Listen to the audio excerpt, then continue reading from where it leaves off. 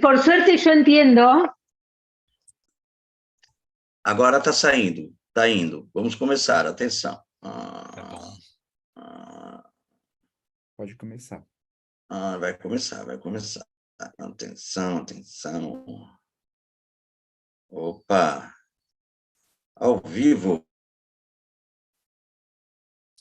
Estamos entrando ao vivo. ¿Vas a grabar? É automática a gravação? É. Vamos só esperar um tiquinho que está entrando.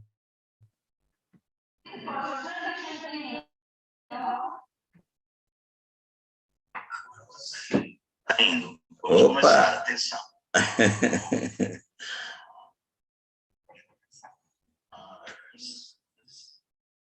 Olá! Agora está começando de verdade. Bom dia! Demoramos alguns minutos. Desculpa, pedimos perdão. Vamos começar então agora. Pedimos a desculpa pelo atraso. Deixa eu só fechar aqui. Mais um. Pronto, agora sim. Finalmente, vamos começar o nosso webinar, primeiro webinar aqui da América Latina, né, que o Brasil participando, né, da Semana Mundial de Alfabetização Midiática e Informacional, né, Global Meal Week 2023. Um momento importante, né, em que a gente também se encontra aqui com colegas, especialistas, nessas questões em torno da internet, no nosso dia a dia, em várias frentes de trabalho. Então, nós estamos aqui representando o NCE, ECA, USP, o Núcleo de Comunicação e Educação, da Escola de Comunicações e Artes. E estamos aqui com alguns convidados, colegas aqui da Escola de Comunicações e Artes, como é o caso do nosso colega professor. Não sei por que está repetindo. Vocês estão me ouvindo duas vezes, é isso? Porque está pegando a transmissão. Você está transmitindo, você que está com tá a janela do YouTube aberta aí, também. tem uma janela aqui, agora eu descobri. Ela tem atraso. Isso. Pronto. Deixa sem volume, aí você vê se está transmitindo e não precisa ouvir. Não, sim, é isso mesmo que eu estava fazendo, só que tinha ficado uma janelinha aberta, desculpa aí. Bom, agora sim, vamos lá. Então, nós estamos aqui representando, né, nosso Núcleo de Comunicação e Educação, da Escola de Comunicações e Artes, na Universidade de São Paulo. Estamos com colegas também aqui do nosso departamento, do curso de Licenciatura em Educomunicação, como é o caso do professor Marcial Consani. Estamos com os nossos colegas também da ABB e do Com, como é o caso do nosso querido Maurício Silva, aqui convidado também representando o vice-presidente da ABB e do Com, para essa conversa, e a nossa querida Lígia, professora Lígia Carvalho, lá da Universidade Federal de Campina Grande, e especialmente a Silvia Becker, lá da Argentina, que está aqui representando justamente a MIL, né, MIL América Latina. Então, sejam todos muito bem-vindos. Acho que agora está acontecendo tudo certinho, né? Está rodando. Então, Silvia, eu passo para você a palavra como representante da MIL Week América Latina. Conta um pouco para nós como é que tem sido, né, todo esse seu movimento de articulação de atividades em torno dessa semana tão importante para nós. Mais uma vez, obrigado por estar conosco. Antes que nada, gracias por la invitación, gracias por permitirme compartir esta celebración con ustedes. Para mí es una alegría muy grande porque conozco el trabajo que llevan adelante desde hace muchísimos años, un trabajo que llevó a que América Latina hablara de educomunicación. Hay muchas maneras de llamar la comunicación y la educación, alfabetización mediática, etcétera, etcétera, pero fue San Pablo, la Universidad de San Pablo, todos los equipos que han trabajado con ISMAR, a quien respeto, valoro y aprecio mucho, quienes han construido esta noción de educomunicación que trascendió fronteras. Así que para mí es una alegría volver a estar aquí una vez más. Y esta vez con un rol diferente.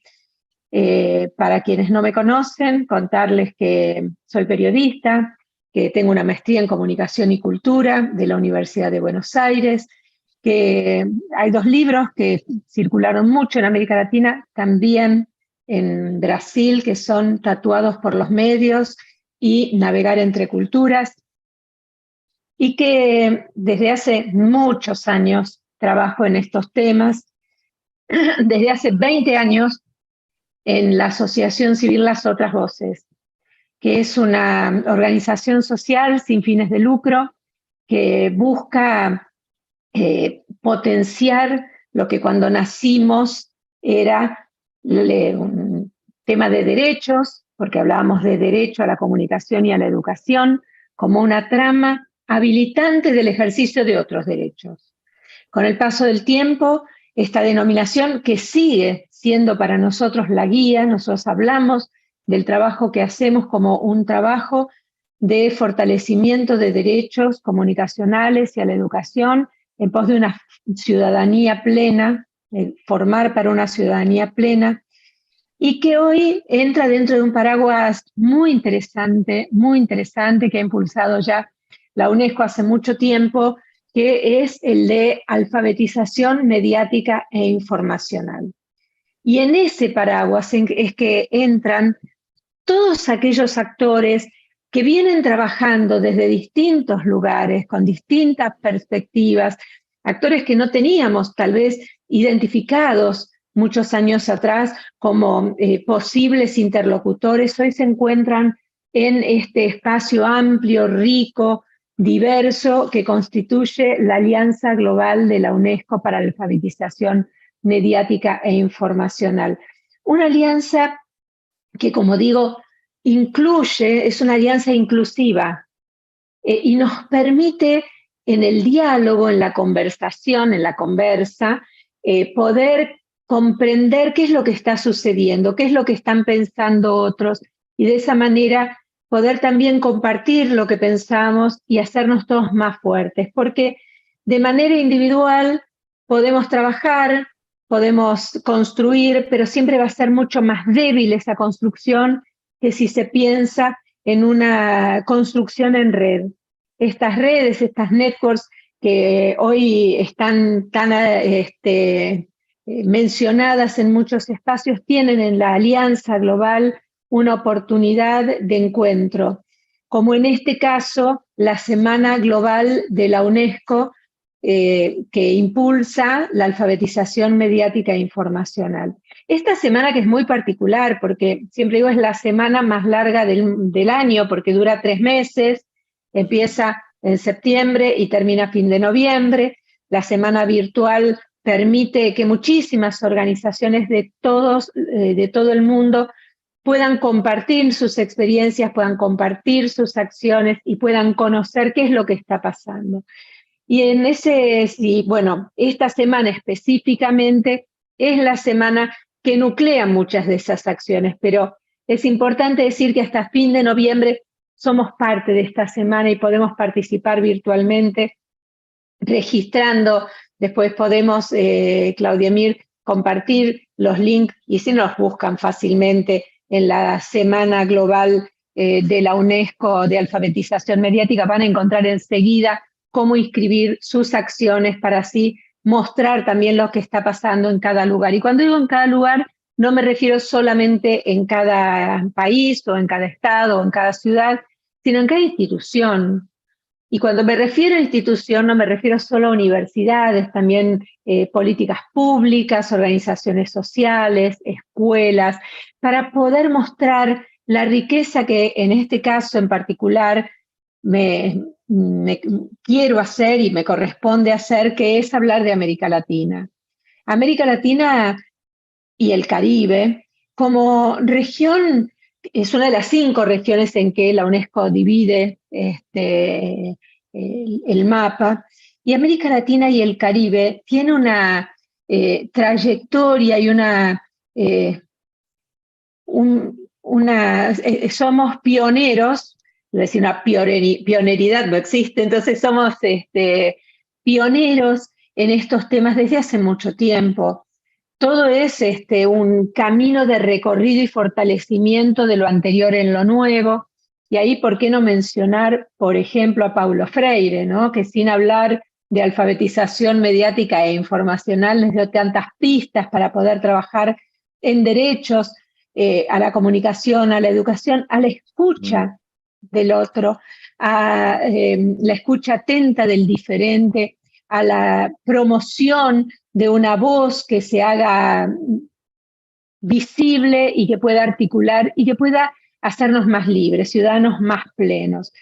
Y después, por supuesto, muchísimas otras voces, Mario Kaplún, Ismar Oliveira Suárez, Orozco Gómez, Teresa Quirós, Valerio Fuensalida. Yo misma me siento parte de este grupo de trabajadores que ya encontramos algunas de las palabras, cada uno en de su manera, ¿no? Cada uno educomunicación, educación en medios, en hechos entramados de comunicación y educación. Nos hemos ido reuniendo durante décadas para ver hoy esta explosión de acciones en la región. Y eso es maravilloso, y ese es parte del desafío que me propuse en estos años en los que tengo el compromiso de identificar esas acciones, todas las que puedan, articularlas, visibilizarlas y en consecuencia fortalecerlas.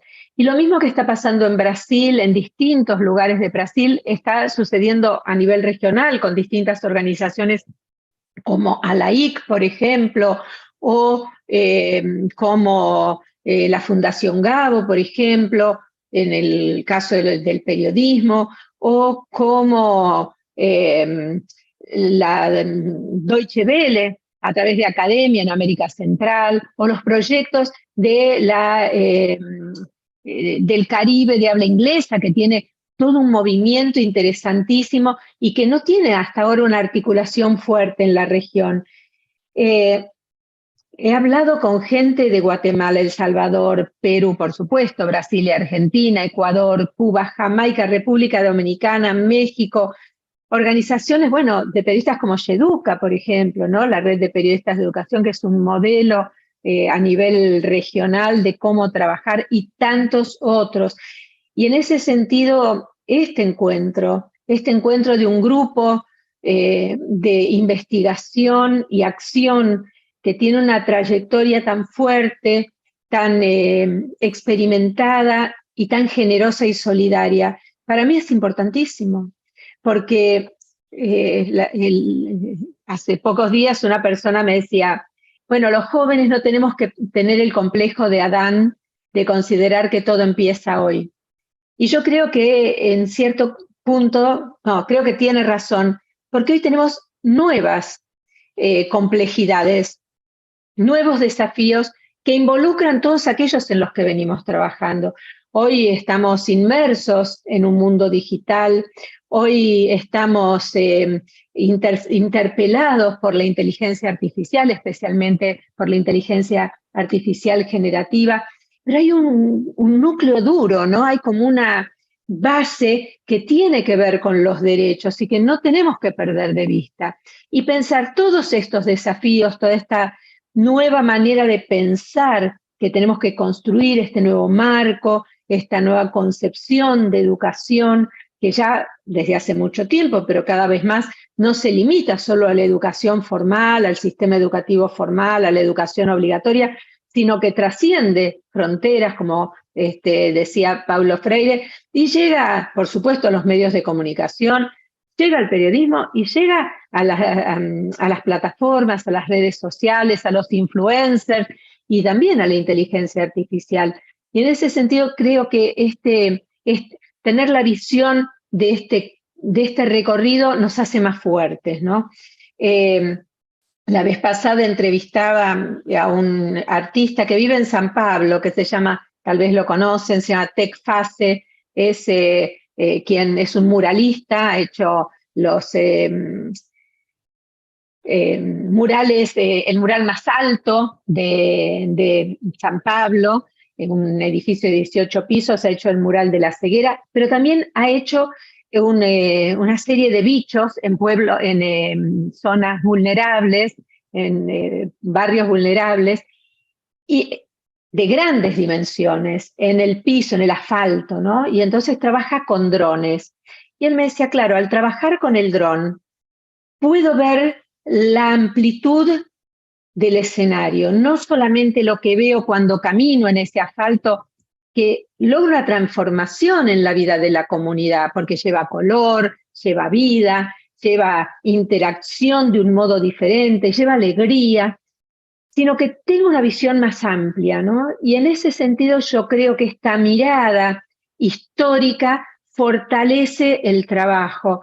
Y dice, bueno, hasta ahora se ha hecho esto, ¿dónde está la innovación? ¿Cómo la encuentro? Y ahí yo creo que tenemos el desafío más grande de poder seguir en este carril complejo, difícil y apasionante para que realmente América Latina y el Caribe encuentren esa voz que lo vuelva visible en este camino de ser pioneros en un tema central en el tiempo que habitamos, en un tiempo post-pandemia, en un tiempo de guerras, en un tiempo de discursos de odio, en un tiempo donde la salud mental está fuertemente comprometida. En este tiempo, bueno, tenemos un desafío enorme y mirarlo desde el dron, diría Tech, es mucho más rico e mucho más valioso.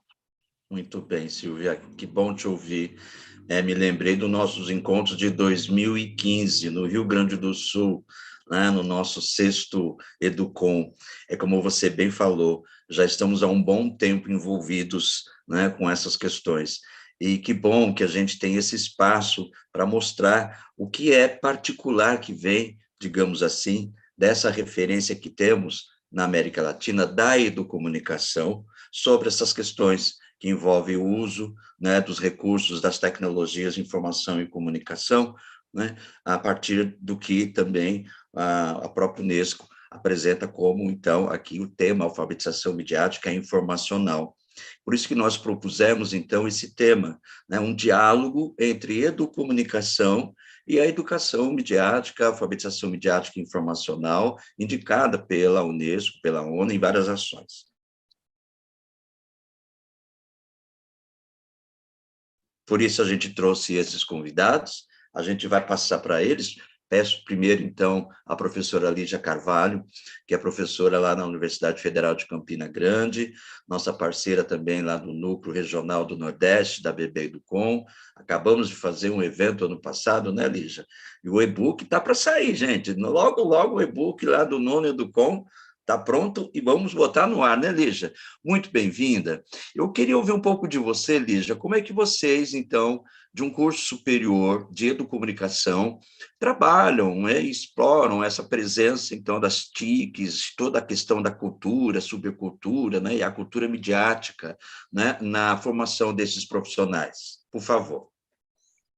Olá, um abraço a todos vocês que estão aí assistindo, aos meus companheiros aqui nessa telinha. Eu estou acompanhada de passarinhos, então se vocês ouvirem, é porque eles estão aqui pertinho. É uma alegria ter recebido esse convite, poder falar um pouquinho da nossa experiência aqui na Universidade Federal de Campina Grande. Nós temos um curso aqui que é de comunicação social, e a linha de formação é em educomunicação. Então, nós formamos bacharéis. O que acontece com a gente é que a maior parte dos nossos alunos, porque quando eles vão fazer a inscrição para o vestibular, não aparece educomunicação. Então, eles chegam no curso e não sabem que é educomunicação. E a gente vê, com o passar do tempo, aqueles que não desistem, porque tem muitos que realmente querem jornalismo, eles acham que é jornalismo, mas aqueles que permanecem com a gente ficam encantados por esse fenômeno, né, social, que é a educomunicação. Bom, eu vou compartilhar aqui minha tela, vamos ver se vai dar certo. Vocês me falam se vocês estão vendo ou não. Eu confesso que eu fico um pouco perdida aqui, porque tem um monte de coisa na minha tela. Como é que eu faço, sei lá? Ah, consegui. Estão vendo? Sim, estamos vendo, Lígia. Está ótimo. Então, tá. Aqui vocês têm meu nome, aqui vocês têm meu e-mail, para quem quiser fazer contato comigo, né? E o que me propuseram é que falasse um pouquinho sobre a formação e atuação do bacharel em comunicação social com linha de formação em educomunicação. E falando com foco para educomunicação e tecnologias da informação e da comunicação. E eu me atrevi a colocar um R aí no meio, porque a gente enxerga essa questão da tecnologia unida à comunicação e da informação, hoje em dia, traduzida muito em relacionamento. E eu, particularmente, fico mais convencida a cada dia que a gente tem que mostrar essa faceta de relacionamento que a informação e a comunicação nos permitem, dadas as consequências que a gente tem observado na nossa sociedade, nas nossas comunidades, e que não são, assim, totalmente boas, a gente pode dizer, e isso é o chamado para a gente. Por isso que nós precisamos da educomunicação, da literacia em mídia, né, para que a gente melhore esse cenário, esse relacionamento. A gente poderia dizer que esse R aí também envolve risco. E aí eu fiquei pensando o que trazer para vocês. Eu vou falar rapidamente sobre o nosso curso, mas eu acho que aqui em Campina Grande, na universidade, nós somos bastante carentes de tecnologia para usar na universidade. Mas o que a gente consegue produzir com esse pouco que a gente tem é muito. Então, eu fiquei pensando que a melhor maneira de mostrar para vocês como é que nós estamos utilizando essas tecnologias seria mostrar o resultado de alguns trabalhos dos nossos alunos que acabam traduzindo essa questão do relacionamento nas comunidades aqui, né? Então, olha, nosso curso foi criado em julho de 2010, dentro de um projeto do governo federal, que era o Reúne e que pedia cursos inovadores. Então, foi detectada uma lacuna na formação desse profissional que atua na interface, né, da comunicação e da educação, e com essa lacuna poderia ser preenchida pela educomunicação. Então, o curso iniciou para preencher essa lacuna. O objetivo do curso é formar um profissional apto à compreensão crítica dos fenômenos comunicacionais e educativos na sociedade, com compromisso de desenvolvimento da cidadania, comunicacionais, dialógicas, críticas e autônomas. Eu não enxergo um pedaço da minha tela, que eu não sei o que aconteceu. No lugar da minha tela, eu estou vendo o Claudemir e a Silvia. Bom, e algumas competências. Estamos vendo, sim, Lígia. Vocês estão, mas eu enxergo vocês e não enxergo a minha tela inteira. Ah, tá. Aí eu já não sei como resolve. Tem um lugarzinho que... tá vendo? Tecnologia é boa para os homens. Às vezes eles não sabem como usá-las. Agora sim. Então, algumas competências, que é gestão de projetos em comunicação, cultura e educação, né, em diversos contextos, produção de mídia educativa, uso de novas tecnologias da informação e comunicação, nesses contextos educacionais, formais, não formais, ou até informais, presenciais ou à distância. O nosso projeto pedagógico está em processo de transformação, inclusive com uma perspectiva de mudança do curso do nome realmente para educomunicações. Se aprovado, seremos um bacharelado em educomunicação. E talvez tenhamos algumas mudanças aqui, né, no objetivo e competências. Para vocês entenderem onde estão as tecnologias, ou como se dá essa formação, então a gente tem vários eixos, né? O eixo de linguagens, que a maioria dessas disciplinas aqui, ela é ministrada com apoio e finalizando sempre com a proposta de utilização dos estudantes prática das tecnologias. Então, vocês estão vendo aí, olha, fotografia, a mediação tecnológica na educação, linguagem publicitária, né, nos espaços educativos. Tem uma formação muito sólida humanística também, porque através dessa formação aí que a gente consegue passar os valores da educomunicação e esse relacionamento que a gente espera que seja humano, colaborativo, participativo, a criação da consciência crítica através dessas disciplinas, a responsabilidade socioambiental. Depois a gente tem um outro eixo, que eu não enxergo o nome aqui, eu não lembro de cabeça, mas enfim, teorias da comunicação, a gente vai trabalhar também com pesquisa, temos 2 disciplinas de fundamentos, recepção e educação para os meios, a comunicação nos espaços da educação formal, a gestão da comunicação, que é importantíssima. E depois a gente vai para um eixo de formação técnico-profissional, né? Então, esse eixo, ele se traduz em práticas em multimídia, em editoração, em fotografia, em rádio, audiovisual, em TV, em web, tem uma disciplina de empreendedorismo e sociedade. E existe mais um outro eixo, que é das atividades de orientação e supervisão.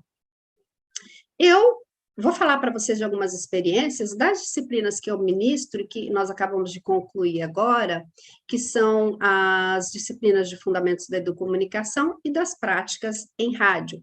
Ou seja, o que eu vou mostrar para vocês é uma pequena amostra do que a gente faz no curso. Acho que a questão dos TCCs também traduz muito essa preocupação que a gente tem no alcance dos objetivos.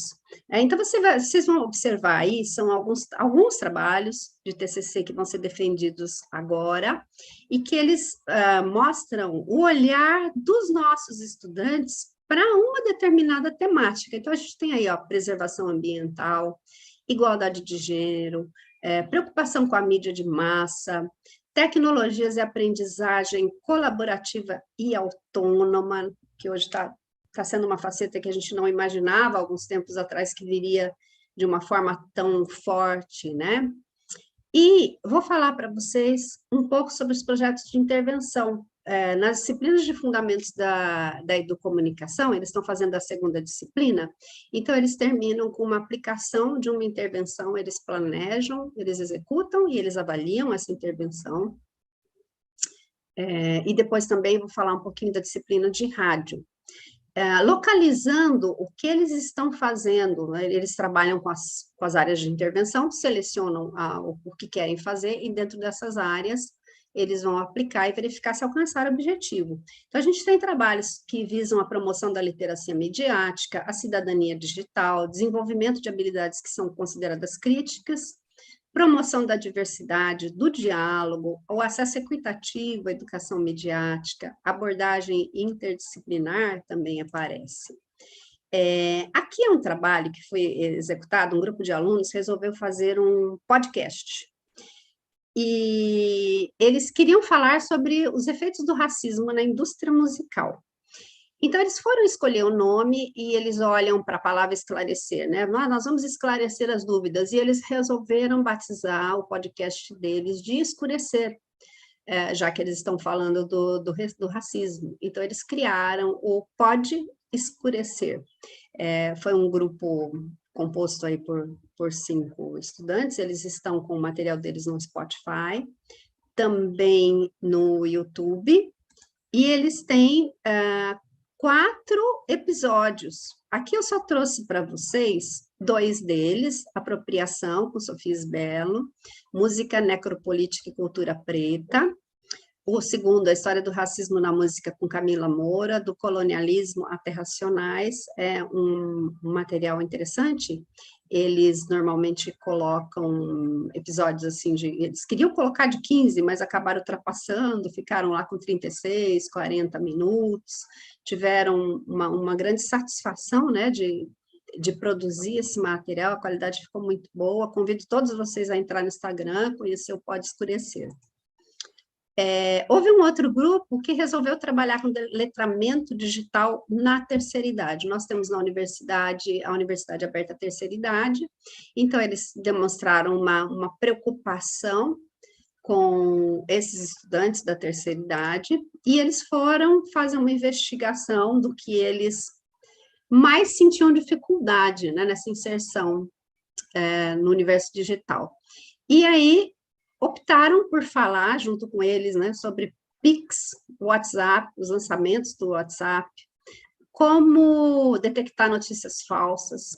E outra dúvida que eles tiveram, que era cancelamento de Uber. Como é que faz para cancelar, né? Existe uma certa insegurança em relação a isso. Então, eles ficaram muito satisfeitos, né, de estar inserido e fazer trocas com esse público da terceira idade. Teve um outro grupo aqui, que foi para uma escola municipal. Muitos deles tiveram interesse de trabalhar com a educação de jovens e adultos, né, o EJA, e foram trabalhar com o aplicativo Edu nessa escola.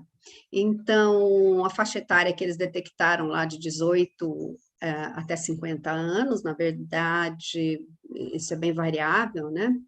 E a intervenção foi criada com o intuito de auxiliar professores e alunos na dificuldade de leitura e interpretação. Então, não eram só os estudantes que ali estavam, mas também a professora tinha dificuldade no uso e dificuldade da tecnologia. Então, aqui tem uma imagem deles na escola, foi um universo que se abriu. Essa aqui é uma aluna nossa, Eulina, a Heloína tem 68 anos, e está, assim, maravilhada com a educomunicação, e nos maravilhando no curso também. Eles foram para essa escola, né, os nossos alunos, esse grupo está parcialmente aí, e ficaram muito satisfeitos dessa troca que eles fizeram, muito ricas, e é incrível porque a todo lugar que eles vão fazer uma prática de intervenção desse tipo para estimular o uso da tecnologia, a educação midiática, sempre nos pedem para retornar. Esse outro grupo fala sobre cultura jovem, né? O hip hop, o movimento do slam poesia, e uma frase que eles trouxeram, que veio dos próprios alunos dessa escola, que é uma escola pública, é que a oficina dá oportunidade de expressão a quem permaneceu muito tempo calado, né? Os temas racismo, feminismo, corrupção no governo. Alunos ficaram extremamente motivados com essa apresentação que foi feita, depois eles tiveram oportunidade também de praticar. Aqui é a chamada que eles fizeram, né, Batalha das Quebradas, movimento hip hop, slam poesia, que eles divulgaram na escola. Um outro trabalho que foi feito também usando tecnologia, mas não é a tecnologia digital, é a tecnologia manual, foi a produção de uma mídia educativa. Um grupo de estudantes produziu um jogo de tabuleiro, né, de trilha, e foram para uma escola conversar com estudantes do terceiro ano do ensino médio, que eles queriam mostrar para esses estudantes a opção de fazer o curso de educomunicação, de entender o que é esse curso.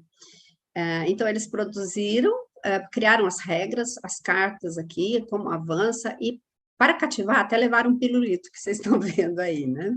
Aqui está a aplicação, né, dentro da sala de aula. Também é EJA, é grupo noturno, vocês estão vendo que tem uma cadeirinha de bebê, né, que é a realidade, que muitas vezes esses jovens que estão no noturno têm filhos, não tem com quem deixar, então eles tiveram um resultado muito legal, estão bastante animados com a perspectiva da educomunicação. Um outro grupo produziu uma cartilha, uma mídia educativa, né, uma cartilha sobre saúde mental, que é algo que tem preocupado os alunos muito. Então, a preocupação deles se traduz nos produtos que eles apresentam. E essa cartilha sobre saúde mental, ela teve acompanhamento de uma psicóloga, de uma psicopedagoga, porque eles queriam trabalhar com crianças do ensino fundamental. Então, eles foram até a escola, falaram sobre a temática, vão disponibilizar essa cartilha, né? Na escola Antônio Vicente, foi feito por um outro grupo, uma produção aqui no viés da educação para comunicação, de um folder com uma turma de ensino fundamental, de crianças de 7 a 10 anos, eles ensinaram como é que era a técnica do folder, para que servia o folder, e aqui vocês têm o resultado dos folders que as crianças criaram. Era Dia dos Professores, então a temática foi Dia dos Professores. Aqui foi uma outra oficina de linguagem fotográfica nas áreas de intervenção de expressão pelas artes e produção midiática, né? Vocês estão vendo aqui os participantes da oficina mostrando as fotos que eles produziram, que era para ser analisada.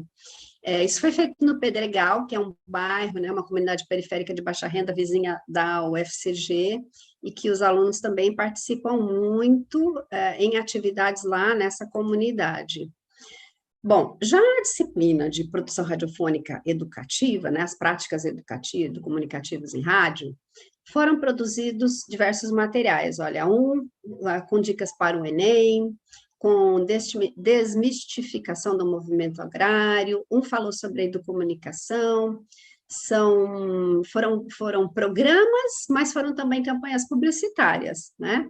Um outro grupo falou sobre hip hop na educação, direitos da mulher, estímulo à leitura, projeto de educação infantil no Centro de Estudos sobre a Infância em Exu, no sertão pernambucano. Uma aluna foi até lá fazer entrevista para mostrar o trabalho do ateliê ANSU. Um grupo falou sobre a inclusão de LGBTQIA+, na educação, a dificuldade que eles encontram na escola. Um outro e já mais 5 minutos para concluir, tá? Por favor. Estou terminando. Incentivo a amamentação, sede por motociclistas, prevenção ao suicídio. Então, vocês conseguem observar a gama de assuntos que surge dessa relação, né? E é bastante interessante porque essas intervenções, elas promovem, consolidam esse vínculo que tem que existir entre a universidade e a sociedade. Vão estimular os usuários, os produtores de conteúdo, a serem participantes críticos e ativos nas suas próprias comunidades, usando as tecnologias, contribuem para a construção da cultura digital emancipadora, transformadora, promovem a maior compreensão e o uso responsável das mídias e das tecnologias digitais. A título de conclusão aqui, nos 13 anos de existência do curso, o conhecimento sobre a educomunicação tem se ampliado e consolidado na Paraíba e estados vizinhos, porque os alunos não são só da Paraíba, por meio da atuação dos nossos estudantes nas suas comunidades e em diversos setores da economia, porque eles vão para a educação formal, eles vão para ONGs, às vezes até para empresas privadas. E esta é a base necessária, a meu ver, para que a gente consiga implantar políticas públicas regionais de educação midiática. Primeiro, é preciso saber o que é a educomunicação. E a melhor coisa é mostrar na prática, né, a transformação que a gente consegue com os sujeitos. Então, eu acho que a partir desse momento, nós estamos prontos para uma conversa mais estreita aí, com estados, prefeituras, para lutar pela implantação de política pública, que eu acho que é a maneira que a gente tem hoje de fazer realizar realmente a educomunicação e a transformação dos nossos jovens, na nossa sociedade. Stop share. Pronto. É isso. Obrigada. Obrigado, querida Lígia, muito obrigado, foi ótimo. Eu vou propor para a gente deixar a Silvia comentar no final, Silvia, porque a gente perdeu tempo, né? Assim a gente agiliza.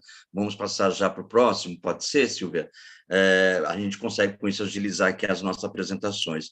Eu vou convidar, então, o Maurício Virgulino, nosso querido ex-egresso, né? Ex-aluno da licenciatura em Educomunicação. Tive a honra de orientá-lo no seu trabalho de conclusão de curso em 2015. O tempo passa, hein? Mas o nosso colega depois seguiu aí pelo mestrado e doutorado em arte e educação lá pela Escola de Comunicações e Artes, né? E é o nosso queridíssimo vice-presidente da BB Educom e também pesquisador, colaborador do Núcleo de Comunicação e Educação. A palavra é sua, Maurício. Se quiser falar mais um pouquinho de você. Bem, muito obrigado, Claudemir, pelo convite para estar aqui nesse importante evento, né, dessa semana, né, da Semana Global de Educação Midiática e Informacional, que é uma semana que faz muito sentido para a gente poder participar, né, nessa conexão com a educomunicação e a educação midiática e a alfabetização midiática e informacional, né? São conceitos que se entrelaçam sempre numa perspectiva de construção de um mundo melhor, né? Um mundo mais justo, um mundo de cultura de paz, um mundo de encontros, sabendo que hoje estamos vivendo vários conflitos. Muitos conflitos estamos vivendo. Então, o que a gente traz aqui é sempre pensar possibilidades, pensar estratégias, pensar caminhos para que a gente promova encontros, promova diálogos, promova perspectivas de construção, né, de uma construção na boniteza freiriana, de uma construção dos afetos, de uma construção de espaços de amor, e não nesse amor romantizado que se fala por aí, é do amor mesmo, do encontro onde nós podemos olhar para as pessoas e perceber que, apesar das nossas diferenças de experiências, apesar das nossas diferenças de gostos, né, de religião, de time de futebol, de jeitos de ser e existir, a gente pode coexistir, a gente pode estar aqui conjuntamente. Para isso, precisamos de diálogo. Precisamos de respeito às diversidades e precisamos de espaço mesmo onde nós estamos habitando como a educomunicação promove aqui e busca promover. Então é uma alegria estar aqui e vamos lá, né? Deixa eu compartilhar aqui minha tela para a gente poder guiar um pouco a fala. O convite que foi feito aqui foi para falar um pouquinho sobre a questão da educomunicação, da arte, das tecnologias e da educação, né? Então, é nessa relação que eu venho falar, nessa conversa que eu venho pesquisando. Então, só para falar um pouquinho de mim, como o Claudemir já iniciou, com grande alegria, né, Cláudio, que você foi meu orientador também de TCC, a gente falou no TCC, estudou sobre educomunicação e nessa relação com as artes também, na área de expressão comunicativa por meio da arte, né, e nesse processo, hoje eu sou vice-presidente da ABPEDUCOM, da Associação Brasileira de Profissionais e Pesquisadores em Educomunicação, também sou colaborador do NCE, formador do núcleo de educomunicação da Secretaria Municipal de Educação da cidade de São Paulo, e aí eu estou citando aqui, né, porque o Carlos Lima também está assistindo aqui. Olá, Carlos!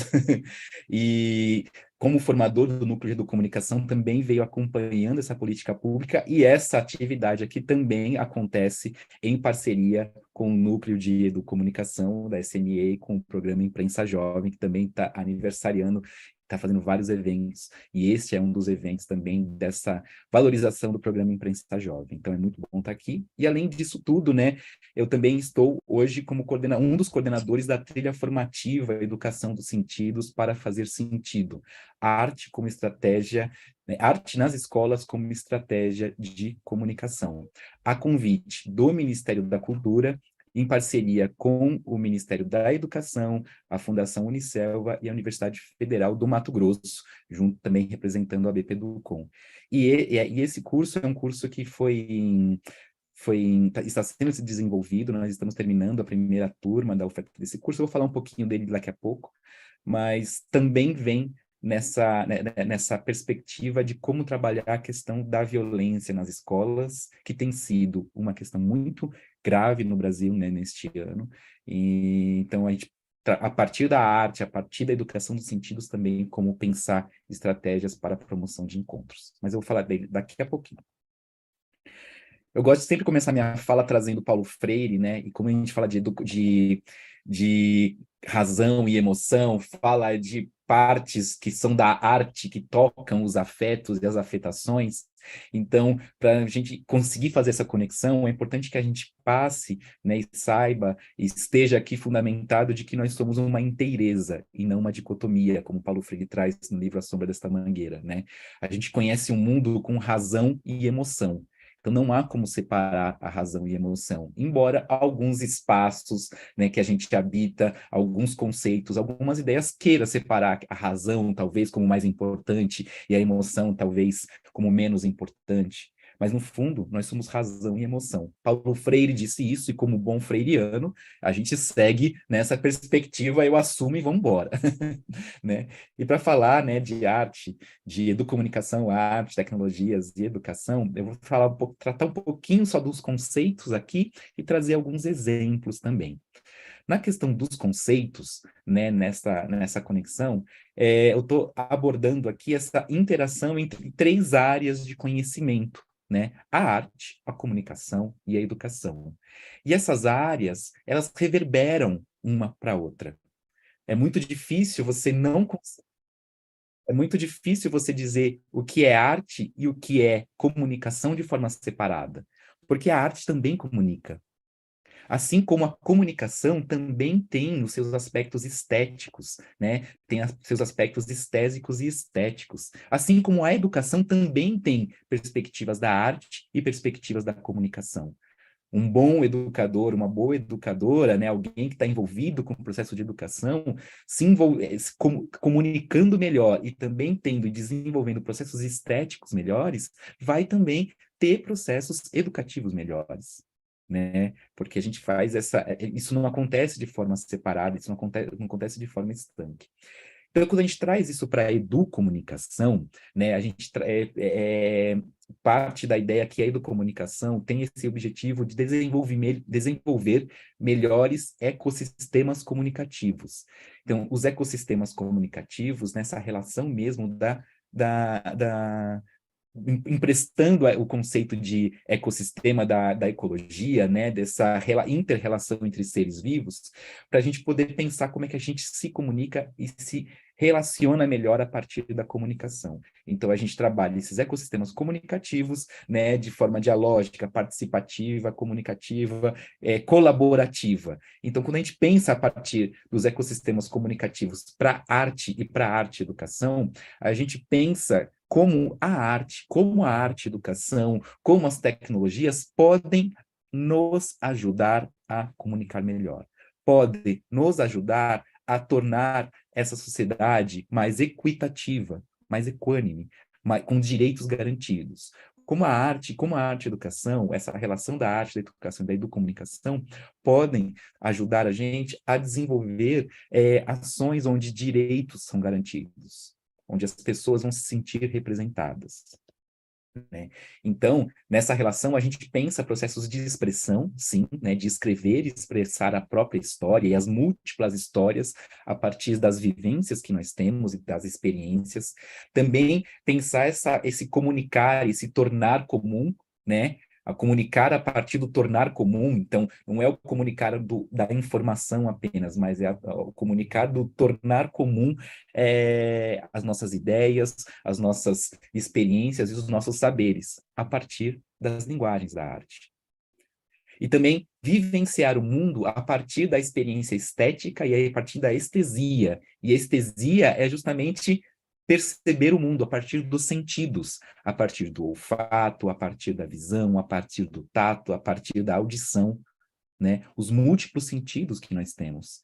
E ultimamente, pelas tecnologias, a gente acaba ficando muito na visão, né? Hoje a gente está aqui fazendo nossa conversa a partir da visualidade e a partir da audição. Mas, né, se a gente parar para pensar, como é que nós estamos sentados na cadeira assistindo essa conversa? Eu estou confortável ou não estou confortável? Né? O ambiente, a temperatura do ambiente está agradável? Está calor? Não está? Então, também é um convite à estesia, a sentir, né, o cheiro, a sentir o tato, a sentir a temperatura, a se conectar com as pessoas. Então, quando a gente trabalha com arte, educação e educomunicação, a gente está trabalhando isso também. E pensar as tecnologias como mediadoras dos processos, né?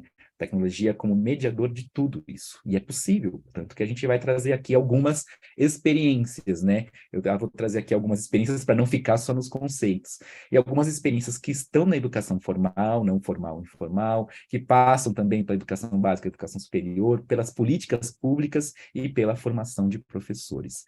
Eu vou passar rapidamente por essas experiências, mas como também um convite que eu faço aqui para que vocês conheçam e vão procurar essas experiências. Tem Instagram, tem site, tem muitos colegas aqui que eu vou apresentar aqui.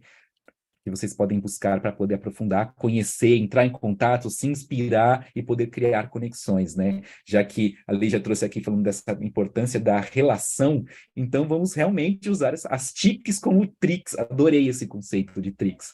Embora trick também pode ser aquela coisa da brincadeira, né? Da dica, então também tem essa noção. Então acho que essa malemolência desse conceito foi maravilhoso, viu, Lígia? Adorei.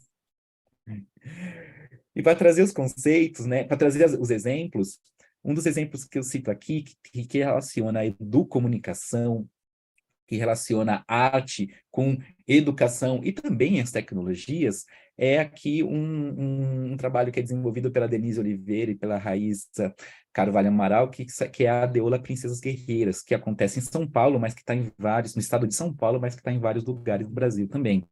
Porque elas trabalham com as experiências estéticas, histórias, os contos dos povos africanos e afro-brasileiros para trabalhar, valorizar a lei e implementar, ajudar a implementar a Lei 10.639, né? Também a 11.645, que são leis nacionais brasileiras que trabalham, que obrigam que seja abordado a questão afro-indígena brasileira na educação.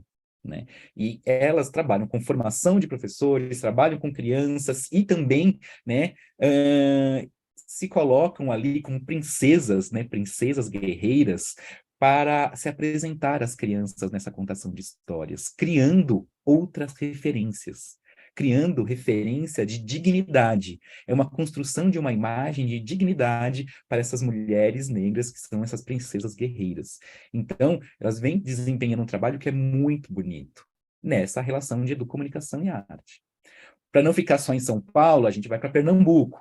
Em Pernambuco, a gente tem, né, na região de Recife, né, na Grande Recife, tanto na capital quanto nas cidades próximas, o Tarcísio Camilo com uma equipe muito bacana, né, não só ele, eu coloquei aqui coordenado pelo Tarcísio, mas existe uma múltipla coordenação, que é o projeto que é o Releitura Bibliotecas Comunitárias em Rede. Né? Nós temos uma política de bibliotecas comunitárias no Brasil, e lá eles têm desenvolvido ações de educomunicação nessas bibliotecas comunitárias a partir de processos de releitura.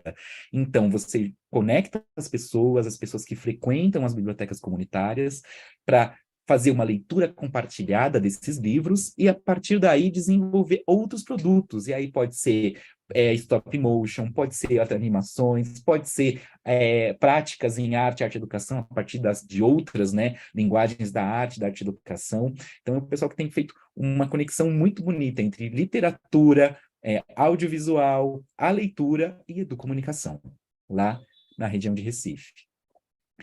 Em São Paulo e em Minas Gerais, para falar um pouquinho de educomunicação e saúde mental, a gente pode trabalhar educomunicação e saúde mental também coordenado a partir das ações de arte e arte e educação.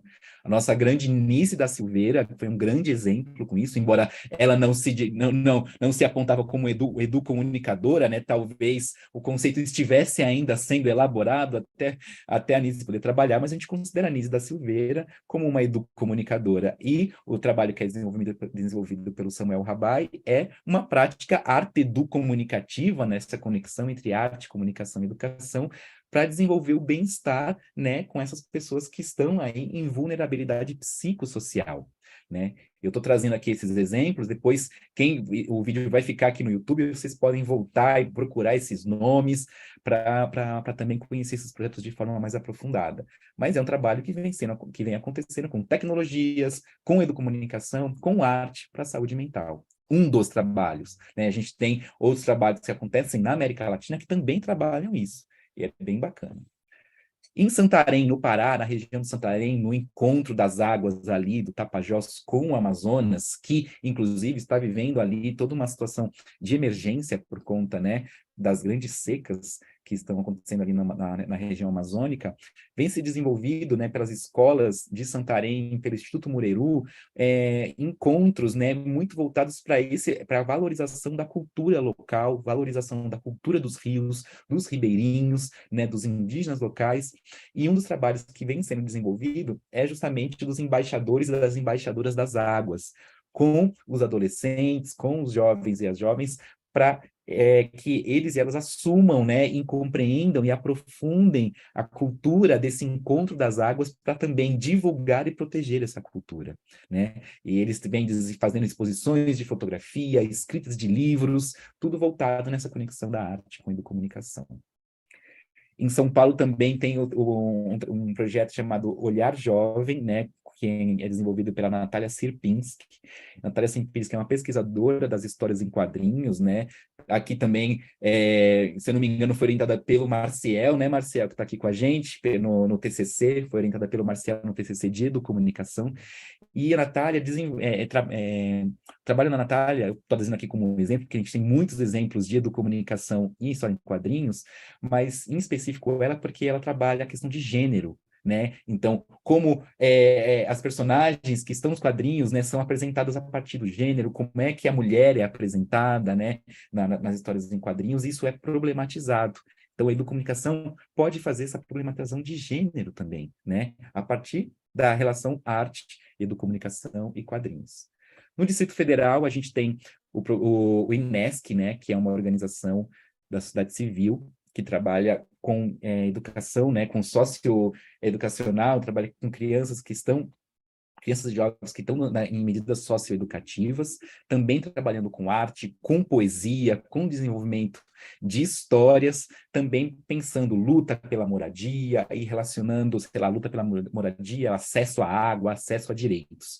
Então, no Distrito Federal, a gente vem sendo trabalhados também. No Ceará, a gente tem a Fundação Casagrande, que tem todo um espaço ali na região do Cariri, do Ceará, que tem todo um espaço que trabalha no contraturno com crianças e adolescentes, em um espaço que trabalha com comunicação e trabalha com arte e educação conjuntamente, lá na Fundação Casagrande, do nosso querido Alenberg Quindins. No Paraná, pela Universidade Federal de Integração Latino-Americana, temos um projeto de extensão que é o Educom.Guarani, que trabalha com essa divulgação da cultura guarani a partir de um site em Guarani que foi criado, né, que faz recuperação das histórias, recuperação das tradições para também ser divulgadas. E aqui é interessante que eles desenvolvem um site em Guarani e português, é um site bilíngue, mas a maior parte dos conteúdos estão em Guarani. Então, é um site que é produzido pelos guaranis para os guaranis. E nós que falamos as outras línguas, vamos acessando um pouco da cultura, mas existe uma valorização exatamente da identidade guarani, né? Como política pública, temos o Núcleo de Educomunicação em São Paulo, que é nosso parceiro aqui dessa conversa, né? E eu estou trazendo aqui o Núcleo de Educomunicação, a partir da Lei Educom, a Lei 13.941, lei municipal, que nas suas formações de professores trabalha com algumas formações que abordam as questões da arte, como vídeo performance, arte e expressão, territórios do corpo, cultura e memória, os cineclubes, o cinema negro, história em quadrinhos e fotografia, entre outras. Então, como política pública, estão fazendo formação de professores nesta relação de educomunicação e arte. Também, no Mato Grosso do Sul, temos uma política pública, que é o programa Cidadania Viva, que também desenvolve ações de arte e educomunicação a partir do Pontes para a Cidadania, onde a gente trabalha com muralismo, com grafite, com música, né, e várias oficinas de expressão verbal e não verbal. Estou encaminhando aqui para o nosso encerramento. Eu ia falando, 3 minutos, por favor. Obrigado. Temos também, né, ações de extensão na Universidade de São Paulo, né, pelo nosso ateliê animado, onde a gente trabalhou com arte e educomunicação com as crianças de 6 a 11 anos, né, desenvolvendo ações de educomunicação, construção coletiva de histórias, contação de histórias, experimentação com jogos teatrais, artes visuais, dança, né, e fotografia, para chegar nesses resultados, por exemplo, né? Esse aqui é o Hulk fraquinho, mas ele solta chamas pela mão, né? E esse aqui é a Yara, que tem todos os poderes da água, por exemplo. Toda uma construção que é feita de forma coletiva com as crianças. E para finalizar aqui, eu trago uma das ações que estão sendo desenvolvidas, como eu comentei lá no início da minha fala, que é o curso Educação dos Sentidos para Fazer Sentido, Arte nas Escolas como Estratégia de Comunicação, que é justamente uma resposta, né, do governo federal, uma das respostas do governo federal à tentativa de buscar diálogo nas escolas, buscar um desenvolvimento de uma cultura de paz nas escolas, ou uma cultura de equidade nas escolas, também uma cultura de encontro, já que nós vivemos, não só no Brasil, também em outros espaços do mundo, várias ações de violência nas escolas, né? Crianças que estão ali por conta do ódio, por conta do bullying, por conta de N questões, né? Por N motivos, eu não vou listar todos aqui porque vai ser difícil, mas a gente vem acompanhando esses casos de violência nas escolas. Então, aqui a ideia é pensar numa formação de educadores, educadoras, artistas, né? Líderes comunitários, para que seja refletida a possibilidade da gente pensar a arte como caminho de sensibilização, mas não só de sensibilização, como caminho também de respeito às múltiplas culturas, respeito, encontro e compartilhamento de diferentes modos de ver, diferentes modos de existir e diferentes modos de ser no mundo, né? E aí, neste curso, nós temos vários módulos, né? Não vou falar deles aqui, a gente vai também, vocês podem procurar, vou deixar o link depois no nosso chat. E esse curso é todo baseado na educomunicação, né? Todo baseado na educomunicação, na construção dos ecossistemas comunicativos. Estou só apresentando aqui que o professor Ismar é um dos nossos conteudistas, mas nós temos 18 professores conteudistas trabalhando nesse curso, nessa construção desse curso. Além do professor Ismar também tem a professora Nani Barbosa e artistas, né, e outras pessoas. E para encerrar aqui minha fala, só para poder queria trazer aqui a fala do próprio professor Ismar, falando sobre este curso.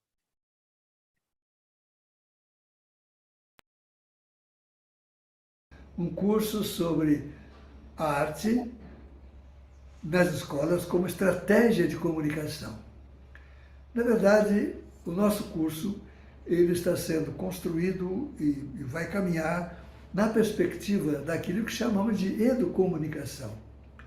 É um conceito trazido da prática latino-americana que aponta o fato de que as pessoas são muito criativas e elas utilizam diferentes formas de expressão, sempre na busca de ações colaborativas na construção do seu ecossistema, na construção da sua realidade.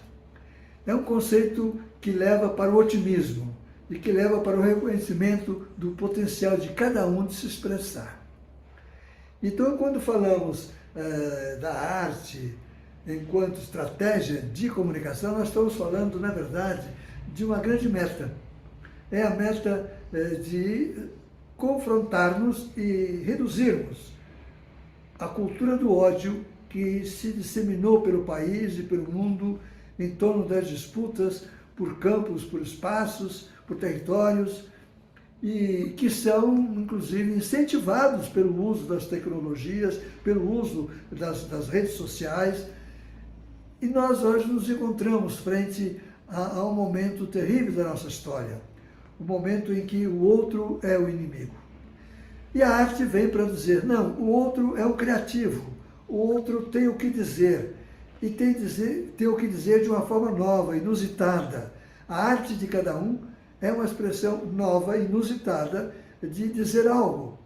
E quando esse algo é acolhido, e cada um tem espaço de mostrar a sua habilidade, a sua especificidade, nós vamos encontrar um ambiente muito rico de trocas, de expressões comunicativas.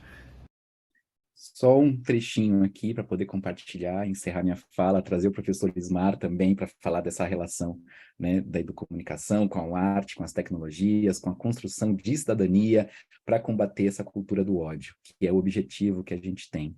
Então, queria agradecer aqui esse espaço e também me coloco à disposição para a gente poder continuar conversando. Obrigado, Claudemir. Obrigado você, Maurício. Lindos projetos que você trouxe. Eu vou passar, então, já direto a palavra ao professor Marcial Consani. O O professor Marcel Consani também atua na licenciatura em Educomunicação, em várias disciplinas que envolvem tecnologia, produção midiática, além de ser colega nosso também, pesquisador colaborador do Núcleo de Comunicação e Educação, orientador do programa do PROLAN, né, na ECA, enfim. Caro professor Marcel, obrigado. Nós chamamos o professor Marcel porque, além de tudo, também o professor Marcel tem uma tese, e para nós é uma referência em educomunicação, em epistemologia de educomunicação, que trata exatamente de como nós abordamos o uso e a presença dessas tecnologias, né? Que é a mediação tecnológica nos espaços educativos. Muito obrigado, caro Marcel, com você a palavra.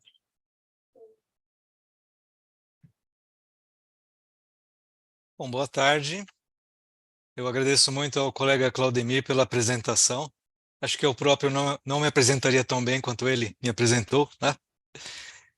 E assim, foi um convite muito bem-vindo, porque cada vez que eu volto à minha tese, eu descubro coisas novas, né?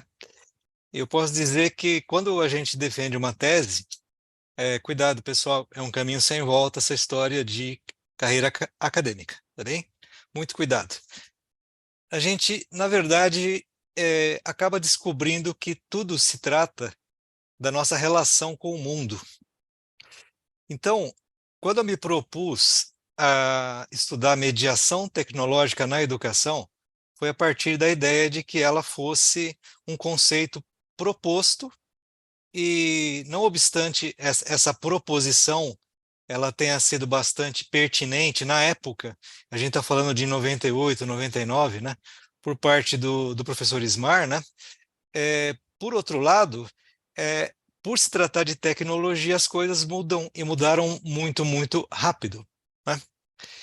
Então, eu vou compartilhar uma pequena apresentação aqui com vocês, né? Peço um pouco de paciência, né, quanto ao inescapável PowerPoint, né? Mas eu vou colocar de uma forma bastante sucinta. Compartilhando a tela.